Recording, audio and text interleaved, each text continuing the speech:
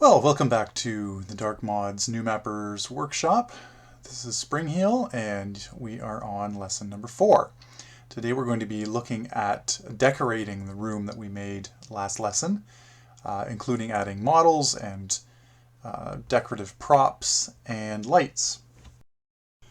So, the last time we were here, I had created a single room, put a character in it for a size reference, and added a piece of furniture, and we also kind of stuck just a generic light in the middle. And one of the things that I remember mentioning was how black the shadows are. So you'll notice that the shadows behind the chair were extremely black to the point where there was no detail whatsoever. And that's usually not ideal for playing, even in the shadows or even when there's no light. You want the player to be able to see enough that they can make their way around. The way that we solve this is by adding something called an ambient world light. And what this does is it creates just a little bit of light in places where no other lights are hitting. And it's fairly easy to do, so we'll place that now.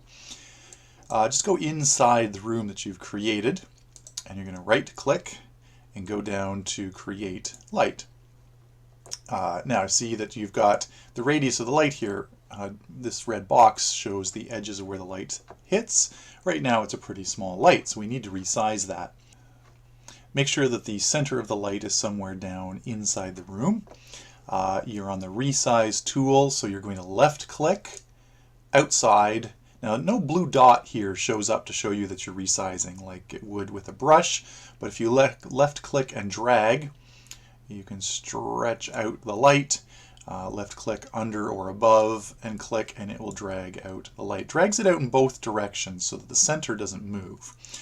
Now we're going to make this gigantic because you want the ambient light to cover your entire map, and I don't know exactly how big the map is going to be yet. So I'm going to stretch it to ridiculous proportions so that everything that I map will be within this boundary. And you can do the same, and then later on we can change it if we need to. Same with the height. We're going to click here, drag it up so that it's quite high, so that everything we do will fall inside that ambient world. Now that's step 1. Step 2 is to hit the L key to bring up the light properties window. Now we don't want a blinding bright white ambient light. That's no good. So we'll click that. And we're going to reduce this down to something very, very low. I guess I have to click inside here to drag it down.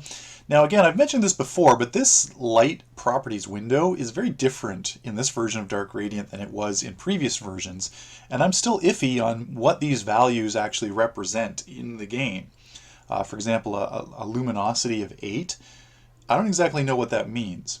Or how bright that is. Presumably it's not very bright because we're down here, but I don't know exactly how bright.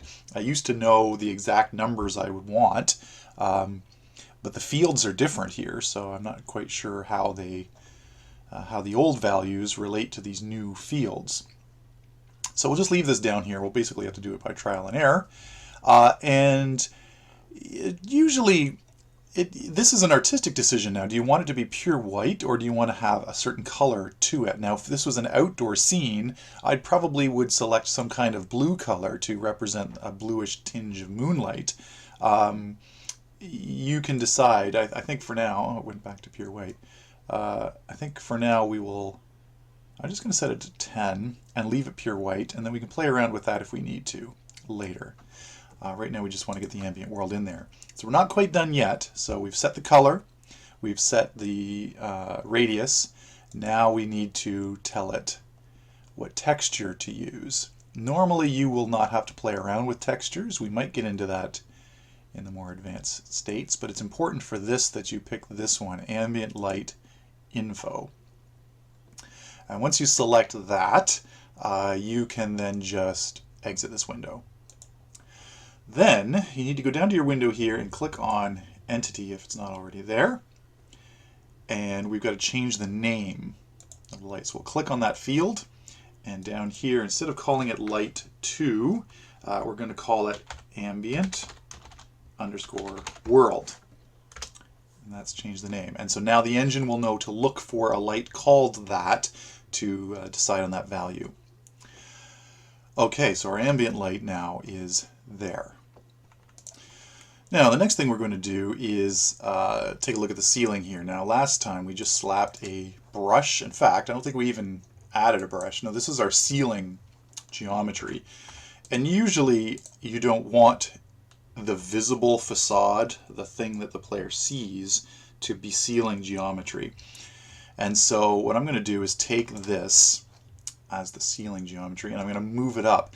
Now here's where I'm going to go back to this move or this translate tool where you click and you get the arrows. The reason I like to use that here is because if I was just to click on it and move it up like this, see how it goes? I can easily move it side to side. Just going to undo that. And it's really, really important that this line up properly. If I move it to the side and open up a gap, the room will no longer seal. So I'm going to use this translate tool so that I know I'm moving it exactly straight up. I can't move it to the side while I'm on this arrow.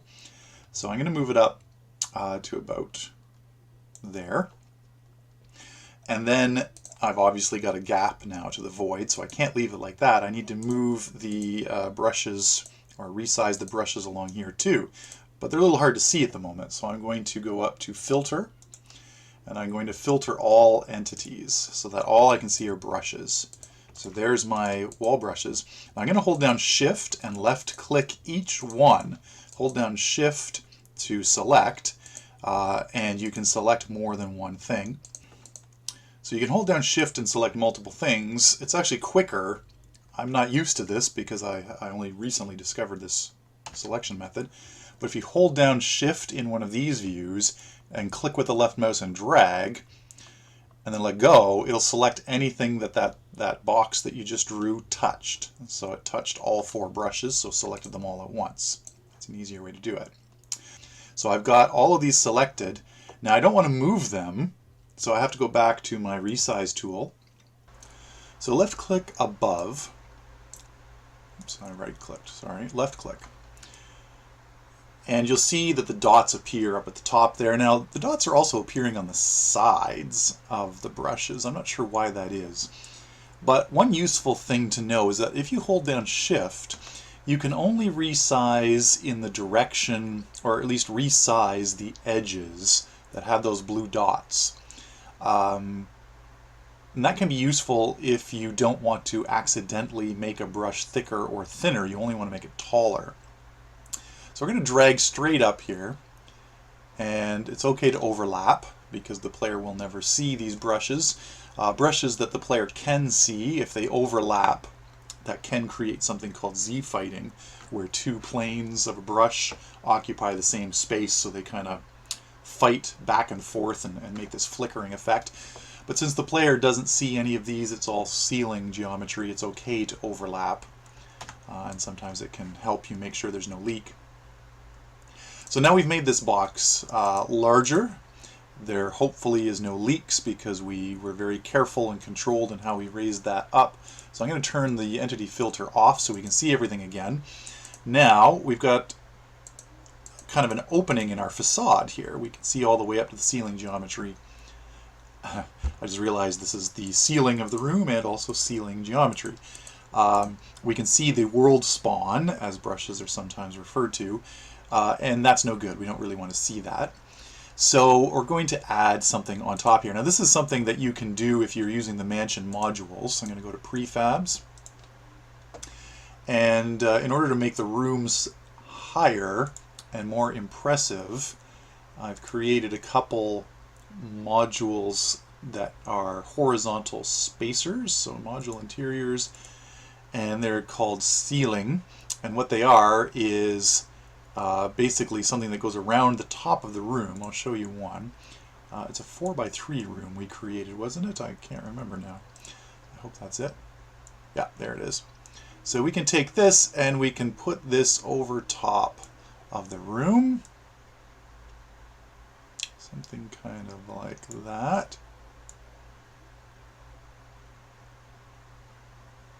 There. There's probably a technical name for these. I don't know what it is. These are not my favorite models, to be honest. I think that I was doing a little bit of experimenting with making fully modeled ceilings. I'm really not sure that it's worth it to create the extra polys up there, but these are already created. There's already prefab, so I'm just going to use this by way of demonstration. So I've put this down on top, and now if I look from the side, I actually didn't quite raise the ceiling geometry up as high as I should have. It's not even enough to clear the models that I put in. So I'm just going to repeat the same procedure I did before quickly. So let's raise that up a little bit more. Oops. Let's do the quick selection method, go to resize, and move that up like that. Okay, and then bring everything back. Alright, now I can put in a brush that we will use for the actual surface of the ceiling. It doesn't have to be quite that wide. Just do it, oops, like this, so resizing on each side. And then we will texture it with the same texture just for the heck of it. Well, since we're at this stage anyway, let's talk a little bit about positioning textures. That's not a great scale for this texture. It's too small. So click that, hit S to bring up your surface inspector again. This 0.3 is a good default value, hit natural, and that's better in terms of size. It matches these pretty well, but it doesn't really match on the sides here. Like, these are cut off, and I'm not real happy with that. So this is where you can go to these horizontal and vertical shift tools as well as the scale tools. And what they do is they move things side to side. So if I do horizontal shift and just hold it down, you can see that it starts to move the texture to the side. So I'm going to hold that over until we get to an edge there. So now you can see an edge, and then I'm going to, by the way, I'm right clicking on here, and then I can free look around until I right click again. So I'm right clicking, look over here, that's pretty close. If I step back one or two, oh no, I don't think I can get both of them at the same time. So what do we do there? Well, we can go to this horizontal scale tool, and what that does is it shifts the scale very slightly. So I want this to be a little bit smaller so that I can fit the edges of both panels. Okay, so that looks good on that side. Oh, we're not really anywhere close there. Let's shrink it a bit more. See if we're getting anywhere here. Okay, so you can see we're visible on that side, not visible on this side. One thing I'd love to be able to do, and maybe there is a way to do this, somebody can let me know, is anchor it. When you change the horizontal scale, it just seems to randomly move the texture all over the place. Okay, we seem to be in a good spot though now. We've got an edge there, and we've got an edge there, and I can shift them just a little bit to fine-tune it the way that I want. Now it's made these into rectangles instead of squares, so now I repeat the same thing with the vertical scale and vertical shift so that I get these to line up like that. But that's not the most interesting thing to watch, so I'm not going to do that at the moment. Just know that these are the tools that you play around with when you want to get things lined up and get textures to line them exactly the way that you want them. You also can sometimes use this fit command. You can actually fit multiple, like if you wanted to tile it 5 by 6, you could use that. Sometimes that's a faster way to do it. You just line the edges up. In fact, you know what? Let's do that. That probably is a much faster way to do it. So let's take this, we'll line the edges of the ceiling up almost exactly with the edges of those spacer pieces. And then if we do something, say 6 by 6 and hit fit, there, see, the edges actually perfectly fit right along the edge there. So, and then we can just decide how many we want. 7 by 6 makes them a little bit rectangular. So if we want to keep them more square, we can do something like that. Yeah, that's good enough for now. So you can see how that works, and this is where you can play around with all your different textures to get them looking the way that you want. If you want to change the texture of only one face of a brush, if I get outside of the room here, go up on top, click this ceiling geometry, there's the brush. You can see I've changed it on this side too. Well, what if this was the floor and I didn't want to change it into this texture? How would I change this but not change the stuff underneath? Because if I click on it once, you can see when it's selected, all the sides are selected, and I don't want to change all the sides. If you hold down Control and Shift at the same time while you click, see how there's just a blue dot there now, but the whole brush isn't selected?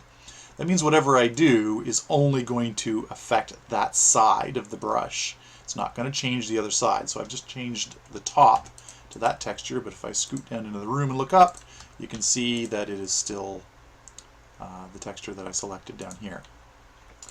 Another thing that might be useful to know is that the C and D buttons will lift you up and down in the camera view. That can help sometimes as you're navigating.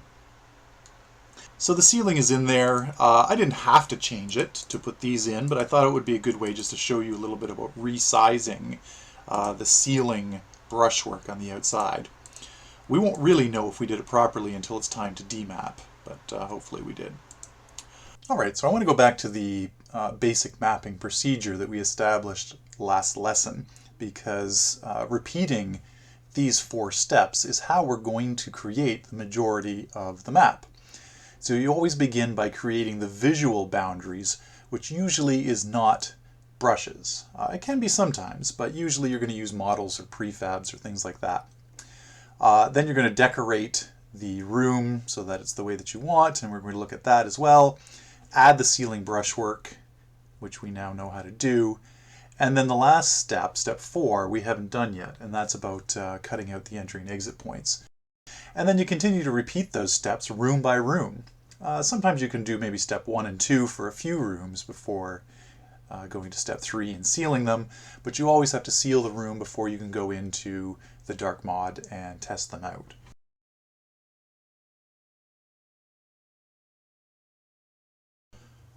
Alright, so we've dropped a prefab room in here, but this isn't necessarily the way that I want the room to look.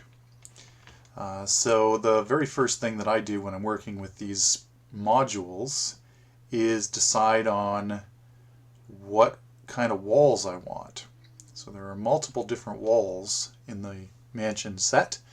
There are also windows, there are also doors, so I like to decide what I want this room to be.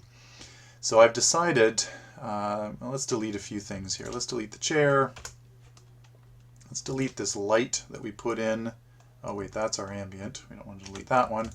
We'll delete this one that we put in. And we'll leave him in here for scale. Now, in my rough sketch of my map, this outside area here was going to be grounds, mansion grounds. So I know that this is going to be an outside wall. So if I'm going to have windows, they're going to be on that side of the room, which is right there. So let's leave that selected, and we'll go to the entity window and go to model. And we're going to click choose model. And what this will do is bring up the actual model itself. This is what's currently being used. Remember, it's left click and you can move the mouse to rotate. And I could replace that wall with any of these other walls. So there's lots of different walls to choose from. Well, that's got a hole in it in case you want to do a secret door of some kind. That's a fairly plain looking wall. So you can choose which kind you want to use. I'm going to add some windows here because it is an outside wall. So now that's a much bigger ornate window piece that would not quite fit. So I'm going to use this window here. We're going to replace that with that window, and maybe this one with the same. And I've decided that this room is going to be a guest bedroom of some kind, I think. So I'm going to leave room there for a bed. These walls, they're pretty good. I don't really have any problem with those. We are going to need a doorway over here. I think we will make this the door. So let's look for mansion door, and we have a few to choose from. I want one that's got the same wainscoting. Is that how you pronounce it? It's a word I only read. See, this one doesn't have it. This one does. So I'm going to pick that one so it matches. And we'll do that. So there's our doorway. Now, if you notice, this does not line up here. So what's going on there? Well, there's different skins available. And some models start with the white skin on and some don't.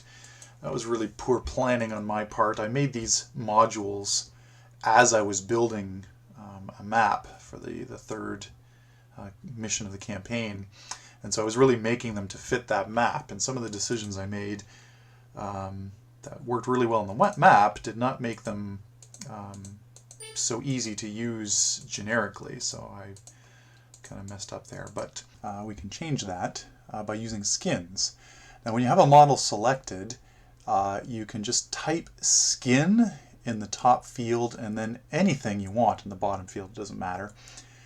What that will do is it will add a skin line to the entity itself. Click on that and you'll see a choose skin button. That'll take you to the skin chooser window. Under matching skins, you'll see all the skins that will work by default with that model. The module sets are designed so that if a skin works on one piece in the set, it should work on all of them. And that should work on any of the mansion pieces. So now I'm just going to select them all the ones that show any white. In fact, I'll get all of them. Probably should have just clicked and dragged for this, but we'll select them all like that and apply the skin to all of them. And now you can see that changes the character of the room quite a bit. It might even work here, does it? I don't know if it works on... Yeah, I'm not going to try it on that right now. I actually might like it the way it is. A little bit of separation, a little dark wood between the walls and the ceiling. Now, see how quickly that has really changed the character of the room. Now, what about here? I'm not sure that these really match. This has wainscot on the end. The windows do not. So there's two things I can do there. I can change what kind of wall this is, or I can put pillars there. Pillars are designed to hide gaps like that. So why don't we do that just so we have a chance to use the Create Model window. So that's by right-clicking, remember, on here. Go to Create Model. It will start you at the last model that you viewed. So I'm already inside the mansion folder. And we're going to look down for pillars. That's a big one. That's half a corner there if you want to save on polys and you don't need to see the whole pillar. And then pillar number 2. This is a much smaller, thinner one. That's what I want. But I want the full walnut. So we'll do that. And now you can see that it's sort of floating in the room here. So that's where you use this floor selection button. It goes right down to the floor. Now, I get a little disoriented sometimes when I'm looking at this top-down view. And so I forget exactly which side the wall's on that I want to put that pillar.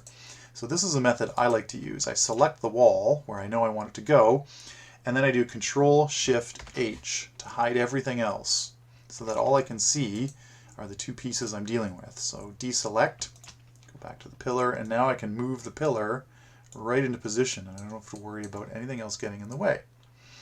So I can do something like that. There's a little bit of a gap there. So if, yeah, that's about what I want. And then I'm going to hit space, and I'm going to slide that down and put another one there. Space clones whatever you have selected. So if you hit space, you immediately get a copy of anything that you have selected, and it's a really useful tool. So hit escape to deselect, and then Shift-H unhides everything.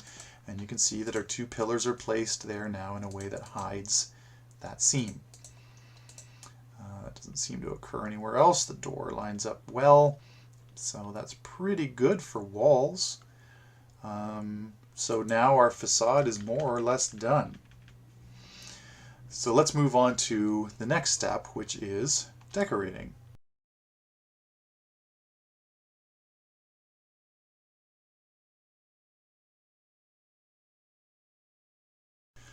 Now when it comes to decorating, or really anything, I'd really encourage you to start by looking through the prefabs folder. So right click, insert prefab, and then you've got to decide which of these folders is likely to be most useful for you. Now I'm making a bedroom, so the first thing I probably want to place is the bed. So I'll go to furniture, and right under there is beds. These folders aren't exactly the same as the model folder structure, but they're close to it to help you figure out where to look. So we'll go to beds, and right away you can see that there's some stuff here that could be useful. This has a sleeper already built into it. There's a very ornate one that someone used. One downside about the prefab viewer, you cannot use the left mouse button to rotate them the way you can with models. I don't know why, but you can't. You can right click and rotate, but then it does that rotation from a weird camera angle, which makes it difficult to really see anything useful. And the left spinning does not work. So unfortunately, it's hard to get a really good view of what that looks like. Let's see what else there is. So there's that one, which has a poster bed and some bedding built in. Oh, that's not very rich. Those are not rich at all. So this is a potential one, but that looks awfully ornate for a guest room. So there's not a prefab here that uses the model that I want. So I'm going to exit out of that, and I'm going to go then to create model instead. Now we'll get out of architecture because we're not looking for that anymore. We're now looking for furniture, beds, and here are a lot of beds to choose from. Now this ornate builder bed I especially like. Double bed wealthy. Let's see if there's anything else that might work. That one's nice. That's about it in terms of wealthy beds. Let's see, there's some different skins here. Coarse, no pillows, and coarse, no pillows, builder red, walnut wood. Well, that's interesting. It's the rest, and this looks like it takes away the builder symbols, which would be good. I don't know. I don't like the look of this, but maybe it doesn't look that way in game. When you see these models, you're actually seeing a preview texture, and some textures have keywords in them that adjust the color in game, but that doesn't show up here. So I suspect that this texture is much redder and more like the walnut in game. So I'm going to place this, hit OK. I'm going to floor it, and then I want it against that wall, so it's not facing the right way. So I'm going to go to my rotation tool. Remember, the Z-axis is the one you'll probably use the most. So rotate it that way, and then just slide it over where I want it. Now, if you can slide things in this window, but it's awfully hard to keep them where you want. So if I look how, oops, if I deselect, I've now moved it into the floor. And it's really hard to avoid doing that because you're sliding it 3 dimensions. Whereas if you click on it up here or slide it up here, you can only move this in the X and Y direction. Or if you move here, you can only move it in the X and Z direction. So as long as I move it X and Y, it will never sink through the floor. So I'm going to put that fairly close, center it against that part of the wall, so we can do something like that. Now notice that cuts into the player box here, player start. Let's just move the player start out of the way, in the middle there. So I don't think you probably want to watch me decorate the entire room. So placing furniture is going to be very much the same all the way around the room. Now that I've got the bed in there and I've got this guy here, you can see that this is quite a large room. Maybe even too large for a guest bedroom, actually. And I've made it feel even larger by raising the ceiling. Well, kind of stuck with that now. Let's see if we've got anything else that might look good in this room. Sometimes I like to just go through and collect all the props that would look good in the room and then worry about how to arrange them. So we've already got furniture, so what about cabinets? You can go through and see if there's any cabinets here that look like they might fit in a wealthy location. I'm sure there are some that will. Church stuff, not so much. End table and a wash bin. Sure, that might look at home in a wealthy place. Now here's one downside to prefab. See how there's multiple pieces here. If I floor this, it floored this part, but didn't move these parts. I find flooring with multiple pieces gets really awkward. Doesn't always work. And see, I've moved those down now, but I've left this little piece of floating water up here. So and if I floor that, I don't know if it's going to put it in the right spot. No, it went right through. So I'm just going to undo, undo, undo. I find when I'm working with these prefabs, it's sometimes better just to manually floor it. So I click the floor, deselect everything so I can see it clearly. And this sometimes requires, see how it goes through the floor? If I move it like that, it's either floating or going through. I've got to go down to a smaller grid size and then make sure you go back up to 8. Actually, when you're placing things, it's placing decorations, it's okay to be on a lower grid size. You just don't want to be on a lower grid size when you're making brushes. So Shift H to hide everything. So now I know it's floored, so now I can put it wherever I want, or if I don't want to put it anywhere yet, I can just move it off to the side and decide where I want to put it later. Let's go back to prefabs. To mirror. Privacy screen, sure. I'd like to have one of those in here somewhere. And it's through the floor, so let's raise that up. That's pretty good. Wait a minute.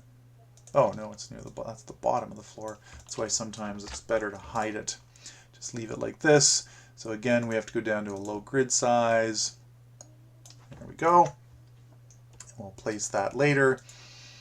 What else have we got here that might look good in a bedroom? Bookshelf, perhaps? Simple room is probably not going to look good. Probably not a table.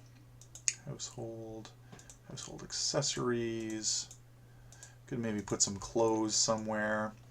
They're fairly wealthy looking clothes. Let's add those and then we can decide where they go later. Maybe they'll be sitting on top of something. What else have we got? Junk? No. Kitchen? No, not likely. Lights we'll get to. Room fillers. Oh, that's right. These are some interesting things here. That looks really good as a room filler, or something that might be in here. Let's put this in here and raise it up so that it is right on the floor. Good. Okay. And because it's a prefab, one great thing is that we can rotate it. So maybe we'll do something like, I know, maybe we'll put a fireplace in here and we'll rotate this around so that it is facing the fireplace. Put it there. We'll move the clothes and put them over here. Now we may not have prefabs for fireplaces, but let's just check. Where would fireplaces be? Oh, right there. Mansion lit fireplace. Well, that sounds promising. So we'll take this, we'll rotate it around so it's facing the right way. Put it down to the floor. There. And let's just Shift H to unhide everything. Yeah, so we can tell whether we're clipped into the wall. And we'll move it forward about that far. Okay. That's enough for... oh, by the way, something I can show you right now. See how this... we can't see the entity because this is made up of multiple objects grouped together into a prefab. So if we go to as long as that stays grouped, we can rotate and move this and it stays together. If we want to move things individually, we've got ungroup selection. Now we can select them one at a time. So if I go to this, you can see that this is called Mansion 01 fireplace. That means it matches the Mansion 01 module set. which means it should use the same skins. So I'm going to take the skin from here and apply it to here. And now it should make the wood match this wood. Okay, so we've got some chairs, we've got a bed, we've got a privacy screen, we've got some of those. There would be a lot more to do in here, but I'm not going to make you watch as I do all of this stuff, so we'll just move that up there for now. And we would continue adding as many things in here as it took to fill it up the way that we want. Visually, empty spaces are boring, so you probably don't want to leave big empty corners like this. You want to put something in there, and you have to decide things that make sense. So during the break I did a little more decorating in here, choosing models and prefabs that I thought would fit, added some paintings to the wall, and just generally filled up the space. I also replaced the builder guard with a more suitable nobleman character. I haven't added any lights to the scene yet, though. The prefab fireplace comes with a light. It's called lit fireplace, so presumably there's a fire entity inside the fireplace there. But you can't see it because it's spawned at runtime. And so when you look at some of the different camera modes here, there's these ones which I almost never use. This is the default. There is, though, a lighting preview mode that you can use. But when you click on that, you notice that everything looks really, really dark. All we're really seeing here is the ambient light. And that's because that fireplace light isn't actually there in Dark Radiant. It's only spawned when you start the game. And that makes the lighting preview a little difficult to use. It's often not very accurate, and so I prefer to test lighting in-game. You want to make sure you're saving your map regularly. Dark Radiant does have an autosave, but you want to save multiple versions of your map. I usually save my missions with a number after them, like Man 1, and then every so often I'll save alternate versions, Man 2, Man 3, just so that if something does go wrong, you can go back to an earlier version of the map where things worked. So now that we've saved, let's go in-game and see what the lighting looks like there. First, we'll demap the map to make sure that it's still sealed. Since we did move that sealing brush around, everything looks good. Go to Map, and we'll see how it looks. Okay, well, there you go. So there is the fireplace does spawn a light. And you can see that that lights up that part of the room. Everything else in the room we are seeing only through the ambient light, which seems like it's actually at a decent level to me, enough to make things out. Now let's get rid of that light there and see what it looks like with only the ambient. And you can see that it's still dark, but the player can see things. You may want to tone the ambient down just a little bit. It's up to you how dark you want it to be when there are no lights around, but this is certainly okay for this stage. We want more than just the fireplace lighting up this room though, so we'll go back to Dark Radiant and add some lights.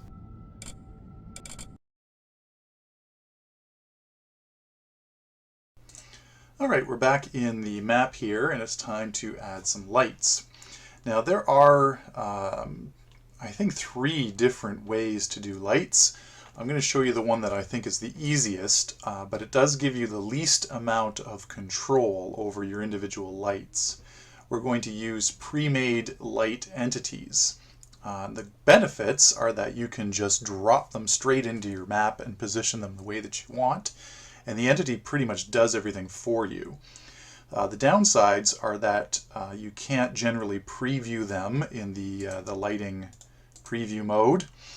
They won't show up, and if they're not already the way that you want them, it's a little bit trickier to adjust them. But I think for beginners it's probably best to use that method. So to start, we are going to right-click, and we're going to go to Create Entity, which we haven't been to yet, at least not this lesson. And what you will see, I think, this is actually different than what I'm used to seeing. I usually map with the developer assets. So I don't see all of these AI folders like this. I'm guessing that that's what is the default for people mapping with the release build. So what you need to do, this will probably be what it looks like when you first open it. You need to go down here to the TDM defs 1 and open that. And this is where the majority of the non-AI entities are found. So you go down here to lights, click on that, and you'll see a few folders here that you can ignore. Don't use that. Cast shadows or something you can ignore. Light sources are, I'm not sure what the best way to describe this is. It's usually for flames. If you look at this, you've got campfire flames and candle glows and crystal glows and things like that. This is just the light itself, not the model that goes with it. So generally we're not going to use these right now. The two folders that we're going to pay the most attention to are model lights, either movable or static. Movable are things the player can pick up and move around. Usually candles. I think there might be a few other things in there, a few lanterns, but for the most part that's candles. And then static lights are ones that obviously the player can't move. Both of these though already have the models attached. So let's look at model static. Again, you'll see, I've already opened these. I'll close them all up. You'll see a range of different kinds of lights, and now you've got to think about what kind of lighting do you want to see in your mansion. There's some things probably that are not going to be appropriate. For example, this, an old-fashioned stove. You probably aren't going to want something like that. But you have to decide what you do want to use. Now there's some here that I know that I like just from experience. But you can go through and look at them all and see what you think you may or may not want to use. Usually they do give you a little bit of a descriptive text down here. I want you to pay attention to this one though, switchable. Switchable, if you click on it, also has, again, a series of folders, and you see that gas is repeated twice. The difference here is that these entities under switchable are already set up to be turned on and off by a button or a lever or something like that. So if you want to create a light in the room that the player can turn off with a button, you would select one of these. If you just want it to be something the player can only put out with water arrows, then you would select outside of that folder. I think for now I'm going to stay away from switchable. Maybe I'll show you how to do that later when we get into levers and buttons, but for now I'm going to stick just with maybe gas. Maybe I'll do this. Some of them do. I mean, the difference between gas and oil lamps, as far as the player is concerned, is irrelevant. I'm not sure that these are organized in the best way. I mean, the difference between that one and, say, that one, to the player is going to mean nothing. It's still an oil lamp with a flame that can be extinguished with water arrows. So I'm going to pick this one just because I like it better. You can rotate using the left mouse button if you want to get a better look. It seems a little richer, so I'm going to pick that one. And you can see right away that it is in the map here. And so now you've got to decide where you want the lights to go. And this is where some trial and error will be required, because you can't see, if I switch to lighting mode, see there's no light around here, because the light in here, the flame and the light, will be spawned when the game starts. So that means you won't know how far the light goes. I'm going to stick a couple on the wall over here, I think, so we're going to use our rotate button to get the base of the wall. And now positioning things against the wall, usually I like to select both, Control-Shift-H to hide everything so that I only have to look at one thing so that I can tell when it's against the wall.